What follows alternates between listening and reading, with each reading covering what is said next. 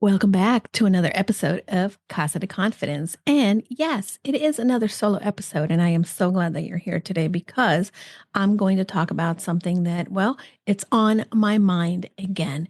And that is that essentialism isn't not about getting more things done. It's about getting the right things done. And so many times in my life, I look back and I think, oh my gosh, I'm so busy. I need to get all this stuff done. And I used to love to kind of check things off my list and I felt very productive. But at the end of this, you're going to see what are some of the best ways for you to really enter into the last few weeks of the year feeling confident, feeling at peace, not overwhelmed, and being really focused so that you can continue to achieve the things that you want. So stay tuned for the end of this episode because you're going to get some really great tips and homework that you may be able to implement. But first of all, let me tell you a story. Saturday night, handsome hot husband and I went on a date. Well, a date of sorts. We have a friend who moved away from Connecticut and happened to be in town for dinner. And she asked if we wanted to meet her for dinner. So we did. And although she was a little late getting there, I was excited because I had not had the opportunity to see her. Now, before we got to dinner, I was thinking about how in the last 6 months, we've been really struggling with having a real connection with this friend. And mainly because, well, we had not been spending a lot of time with her between moving and a lot of different things going on. I felt that, well, we had a little bit of friction or a little bit of weirdness. And I started to think, well, I don't want to spend a lot of time with her because she's always in a rush and she's always this and she's always that. And at the same time, she was feeling like I was neglecting our friendship, that once she was going to move, that all of a sudden I wrote her off. However, that was not the case at all. And I think that the thing that really worked in the relationship is that we actually sat down and I said, hey, this is what I've been feeling. And this is how I'm thinking about this. Because the bottom line is that things can happen like they were in our relationship, but they weren't really happening to me. But I was interpreting them that she was neglecting our friendship in the same way, by the way, that she was. So many times we have something go awry. We have a disconnect with somebody, and then we immediately go into assuming they don't want to talk to us, they don't like us, they don't want us, or all of the things, right? That's how our brain works. However, it really is important to be able to notice the stories we tell ourselves. Like in this case, I was telling myself the story that she was too busy for me and I was just getting the leftovers of her time. In the same breath, she was thinking that I had written her off because she was moving away. The reality is that I was going through a lot of different things that I had not been talking to her about. She didn't know what was happening in my life. She didn't know that I was feeling a little down. She didn't know that I was really anxious about several different things. She didn't know what was going on with the business, with my family, etc. So she made a lot of assumptions again. And it wasn't until we really talked that we put our cards on the table. And that's really one of the things that many times we go about our life doing the thing or assuming that we know and understand, while the reality is that we don't at all. Now, how does that apply to essentialism? So I'm going to finish the story of what happened Saturday night, but I really want to go and talk about something that it's very important. Number one is that we need to do three things to do our best. And one is to explore what is truly important. In a world where we have so many different things happening, we tend to add to our to-do list. But really, what matters most is to identify what aligns with our values, what aligns with our priorities, and what moves the needle for us more. Second thing that we don't do often enough, and I know that for me, this is really key, is eliminate what doesn't align with my goals. Again, I think that in a world where we see everybody doing this, having that, achieving all the things, we want to go ahead and say, oh my God, they tried that new thing I needed. Take, for instance, in the TikTok shop. I find it very funny. And this is a really interesting thing. In the TikTok shop, everybody has been selling Crocs. And I thought, oh my God, maybe I need a pair of Crocs because, oh my God, they have new colors. And look at the inside. They're all very furry and warm. And oh my God, how fun. And I was about to pull the trigger. And then I realized, I don't need that. I have a pair of Crocs. I don't even wear them. Why would I order another one? But I think that, again, we're so afraid to eliminate from our life because we have that scarcity mentality or that fear of missing out. So think about what are the things that you can eliminate that are not necessary for the things that you want to have or be and do in your life. Last, I want you to try to execute with intention. Many times, I hear this from my clients all the time that they're throwing spaghetti at the wall. And guess what? I think we all do it from time to time. But as you get ready to really move into the end of the year and into the beginning of the year, start to think, what can you be intentional about? Because for me, intentionality has been the one key ingredient that moves me forward the most. And as you know, intentionality is something that I create through habits, my tiny habits, whether it be creating a moment to step back and just breathe and do a quick meditation before I do an activity, or whether it be making sure that everything is on my calendar and that I look at my calendar daily so that I know what do I have in front of me. There are so many different ways in which we can create that intentionality. We can also look to eliminate during that intentionality the things that don't serve us. And most of all, revisit the things that are important. Now, when it comes to the challenges that we may encounter, the fear of missing out is real, my friends. I'm an Enneagram 7, and you've probably heard me talk about this. However, I have learned a phrase that has helped me a lot in overcoming fear of missing out, and that is good for her, not for me. Good for him, not for me. And I remind myself what is for me, right? Someone can say to me, oh my God, Julie, you're so fun to talk to. You should have your own TV show. And I'm like, oh my God, that sounds amazing. However, I love my podcast. Why don't I just focus on my podcast? Because that is what's important to me. This is what is essential. So eliminating the other stuff is important. And again, not for me, good for them, or good for them, not for me. Find your own thing that can help you overcome FOMO. The other thing that you're probably doing that I have done in the past as well is saying yes to a lot of things.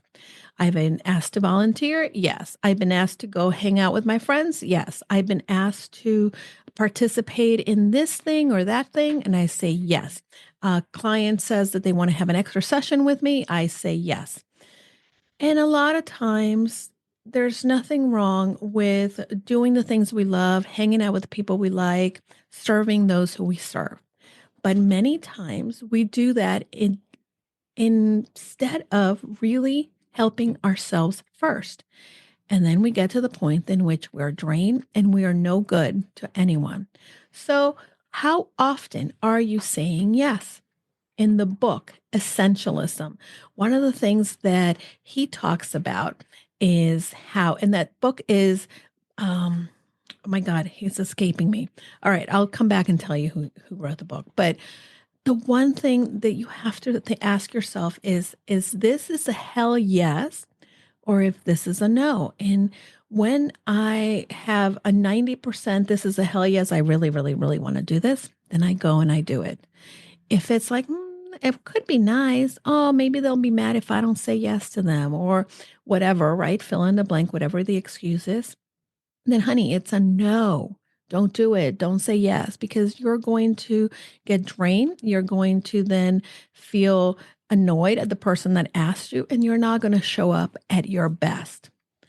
Because a lot of times when we're saying yes, we think we're doing it because We want to be busy. We want to be the people who, have our calendars full.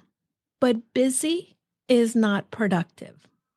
There's so many times in which I am super busy. I have back to back and back to back and back to backs. But when I look at what I've accomplished, I was not productive at all. So I've become a little more aware of the times in which I am just stacking up appointments. But I asked to myself, is that really helping me get to where I want to be? So think about that. Now, explore, eliminate, and execute, right? These are the three practices of essentialism. So ask yourself, what matters to me most? So in these next 6 weeks or however we have left of 2024, find out, what is it that really matters to me? Is it spending all this time shopping and decorating, or being running around, running yourself ragged? Or maybe you want to just have quality time with the people that you love. Perhaps, maybe what really matters to you is finishing the year strong with your business. That sounds amazing, but only you can decide how much of a priority things are and how much this matters to you. Now, let's go back to removing things that are not essential. Eliminate. Eliminate is important. As you know, my mom moved in with us, and we unpacked some stuff that was left that she still had not unpacked. And I found that she had tons of coats, tons of coats. And I was thinking, well, where am I going to put those? Of course, the real answer is, well, we should put them in the coat closet. However, when I open the coat closet, is the kind of closet where you open and things just kind of fall all over you because I just shove things in there. Yeah, don't come and open my coat closet yet. So then I realized that if I want to make space for that, right, I need to eliminate some of the stuff that is in there that is not serving me, that maybe it's not for me anymore. And again, I need to learn to say no to keeping things that no longer are needed, to make room for the things that are necessary, like having my mom have a coat. So again, this is going back to the elimination process and the yes and no, and knowing that if it's not 90% yes, then it's a no. And by the way, Greg McKeown is who wrote Essentialism. So see, I told you I would remember. Now, last but not least, focus on the strategies that you're going to implement, right, to execute your plan. Now that you know what you want to do, what's important, and you know what you're not going to do, that doesn't matter, then execute. Build systems to, again, make it easy. So many of us have decision fatigue because we're always wondering, like, okay, what am I going to have for breakfast? Oh, what am I going to do first in my business? Oh, what am I going to wear? Or, my gosh, just make it easy on yourself. One of the biggest things that I did for a long time that I had gotten away from is actually planning menus for the week and prepping my food in advance. And by the way, it got to be very easy when I didn't plan to just order food and spend money, or, eat things that weren't great for me. So the biggest thing that I know that makes me stay on track with what's important for me, my health, and allows me to eliminate what's not good for me, eating pizza or whatever all the time without thinking, right? So that's why planning my meals and really being able to execute this in a way that serves me. So think about all the different ways in which you can set up yourself for success. Maybe you want to go ahead and block time off in your calendar to maybe plan out your week like I do on a Monday. Maybe you want to go ahead and set up just one day in which you do all the things that you really don't like to do but must get done. Or maybe you make sure that you're creating a calendar invite for yourself so that you get things done that normally you kind of like don't know when you're going to do it. You just know you have to do it. Or, by the way, take it out of your brain. Use a second brain concept, and that means write it down. A lot of times we think, I got to remember this, and that. And then it's all in our brain and that creates more overwhelm. You know what I use to help me remember things? Not only my calendar, but I use Alexa all the time to dance dismay. A lot of times I forget to water my plants, but you know who tells me to water my plants every night, whether I do it or not? Alexa, right? So I don't have to worry like, oh, did I water the plants? Should I water the plants? Oh no, the plants are dying.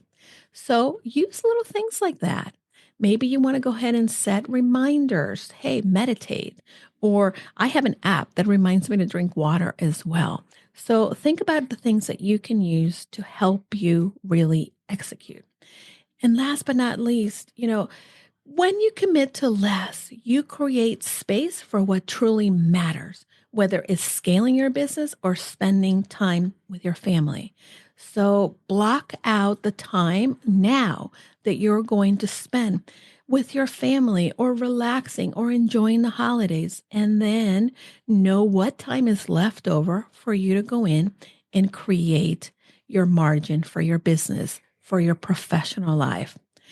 The biggest thing is that you will see is that entrepreneurs and world leaders that accomplish a lot is because they're intentional. They don't do what's not in their wheelhouse, and they really just focus on what matters. I will tell you that one of the things that I've seen with my clients is that the clients that allow themselves to be shiny clients, that they're jumping in the next bandwagon always, are the clients that achieve less in their business. And it's true. It's true for everyone. If you were to go to the gym and decide that you really want to get in shape, but you only spend maybe 10 seconds in each machine and don't focus on different body parts or just, this is leg day or this is arm day, then you get more bang for your buck as opposed to trying to do it all. So stop going after the shiny and pick the one thing that will move you the most because really that's what matters. In your business, in your life, think about the actions that will move you forward the most, that will really get you more bang for your buck. Now, back to my story about Saturday night. After we came home Saturday night and we had a wonderful time with our friend, we really got to laugh and catch up and see so much, right? And spend so much time. I was so happy that I got that opportunity. And she sent me a text later on. She said, "Oh, I just love you guys. Thank you so much for spending the night with me." And it made me realize that number one, I could have missed out in that time if I had allowed myself to continue to hear the stories and not been honest and open with her and let her know what was going on. And also listen to what she was thinking was going on and why we were disconnected. Number two, I also was very intentional about the time that we were going to spend with her. I also made sure that we executed the plan of going. I was intentional with setting the time, the place, etc. But also I explored what was a priority and having this relationship in my life is a priority. She's a good friend. So I gave you a lot to think about and I gave you a lot to think on. But overall, I would like to hear how you are spending your time in the last few weeks of the year being productive. What is the most important thing that you're really looking to accomplish? And what are you going to make essential in your life when it comes to your personal, to your business? And what are you going to do to create the momentum for 2025? So much to unpack. I am so grateful that you're here. I am so grateful that we are talking about essentialism. And if you haven't read it, I want you to go check it out. It's a phenomenal book, and everybody should really go and check it out. It's, again, the name of the book is Embracing Essentialism. No, Essentialism. You know what? I'm going to put it in the show notes. Go to the show notes because that's where you're going to get it, the real deal. All right. Thanks again, everybody. Until next week. Hi, everybody. I know that sometimes we get very lonely in this entrepreneur journey, and I want to invite you to join us into our limited time only Purposeful You Mastermind. For many of us entrepreneurs, we believe that we can do it all. But the reality is that doing it alone only creates a lot of overwhelm. So join us at the Purposeful You Mastermind. You can find out more information by going to bit.ly/Julie's Mastermind. This is going to be the place where you are able to then unlock your full potential and achieve long-term success for your business. Push you behind your current limits, expand your connections, discover new ideas, and implement them with confidence. You're going to get the support in all aspects and transforming you to the six-figure business you've been looking for. Pause and get off the hamster wheel if you've been spinning around. This is a time where you can get that support from like-minded entrepreneurs that are here to join you in your journey. Together, we can challenge the assumptions and land the speaking engagements and opportunities we want to grow our business and make an impact in the lives of people. See you then. Remember, you can find the mastermind at bit.ly, Julie's Mastermind.